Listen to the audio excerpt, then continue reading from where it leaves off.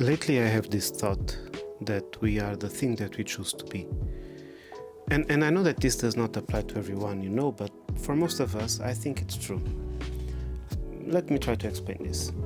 All my life I struggled with overweight, and I accepted that's the way I am. I always thought that I was a big person, that I will always be a big person. There will be no way for me to change this. Now I know that it's different. Let me go deeper into this. For me, I found out that life is a constant choice. We are always facing to go left or right, choose from right to wrong, or from good to bad. And I've noticed that sometimes just by not choosing anything at all, I was already making a choice. So this being passive about the decision made me make a decision. So saying stuff like, oh, I'll leave it to next year, or I'll do it when I'll have time, was actually me making a choice to be closer to the thing that I don't want to be. I don't know if I'm making any sense of this thought, but I will try to illustrate. We are here and we want to go here.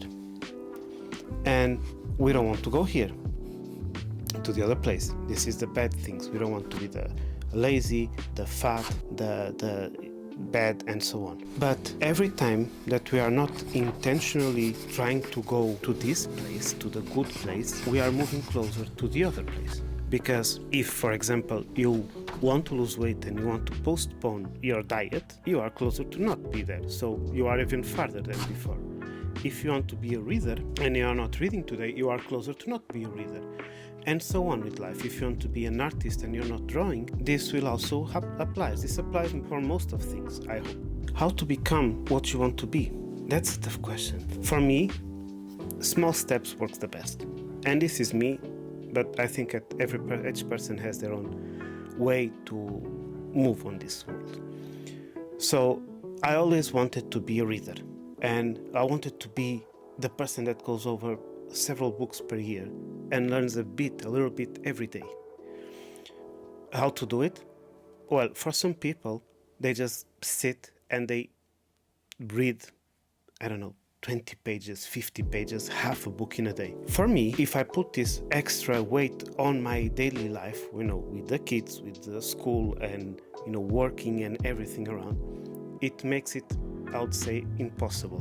But if I promise myself that every day before going to sleep I'll read one page, I'm on the way to success. And that's what I've done for the past 9 months. Every day before going to sleep I read one page. Sometimes I'm really tired and it's for sure one page, but most of times it's several pages, and sometimes the book is so good that it goes to 20 pages. So these small steps, for me, that's what works better. The same I apply to diet.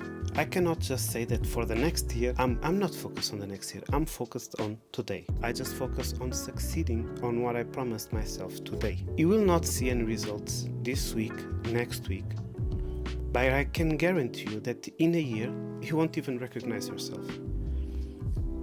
The next step, if you start to make these small steps in your life, will be getting to know your new you.